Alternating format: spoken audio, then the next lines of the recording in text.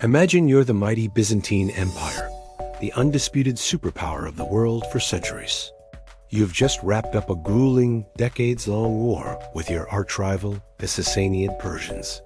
You're battered, bruised, but you've won. You're ready to rebuild and reassert your dominance.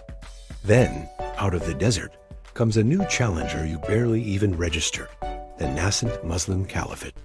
What happens next isn't just a battle. It's a clash that will redraw the map of the world forever. This is the story of the Battle of Yarmouk. In the year 636, the Byzantine Emperor Heraclius, a seasoned and brilliant general himself, was determined to crush this new Arab threat once and for all. He assembled a colossal army, a multinational force drawn from every corner of his vast empire. We're talking Greeks, Slavs, Franks, Georgians, Armenians.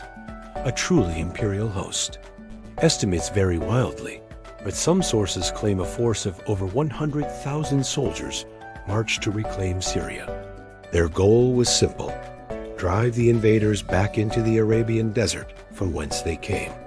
Facing them was a much smaller, but incredibly motivated Muslim army, led by one of the most brilliant military minds in history, Khalid ibn al-Walid. Nicknamed the Sword of God, Khalid was a master of desert warfare, known for his lightning-fast cavalry maneuvers and tactical genius. He understood that a head-on collision with a larger, heavily armored Byzantine force would be suicide. He needed to choose his battlefield carefully.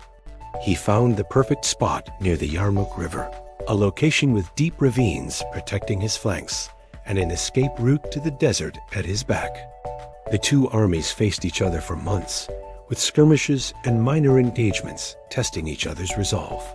The Byzantine commanders were a fractious group, often disagreeing on strategy. This internal division would prove fatal.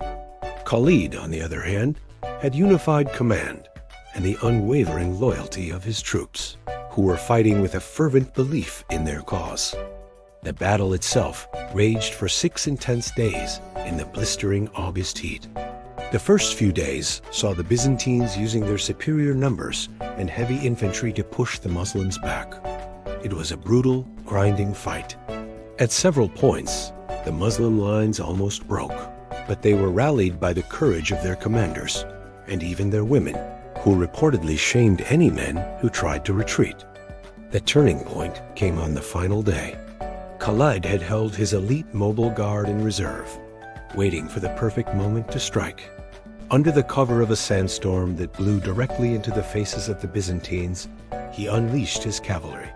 The storm blinded the Byzantine soldiers, and Khalid's horsemen smashed into their flank and rear with devastating force. Chaos erupted. The Byzantine cavalry, meant to protect the infantry's flanks, was routed. A key bridge, their main escape route, had been captured by a detachment of Muslim soldiers the night before. The Byzantine army, once a proud and seemingly invincible force, was now trapped.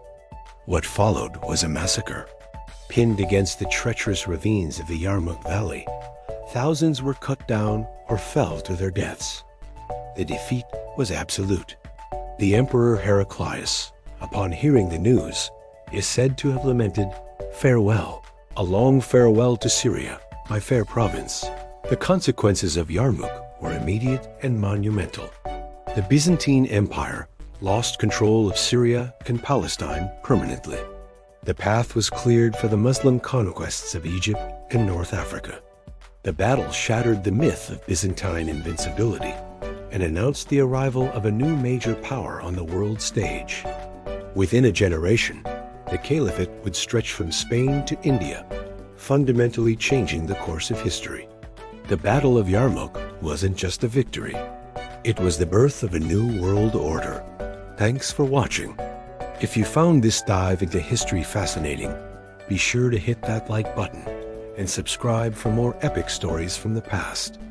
Let me know in the comments which historical battle you'd like to see covered next.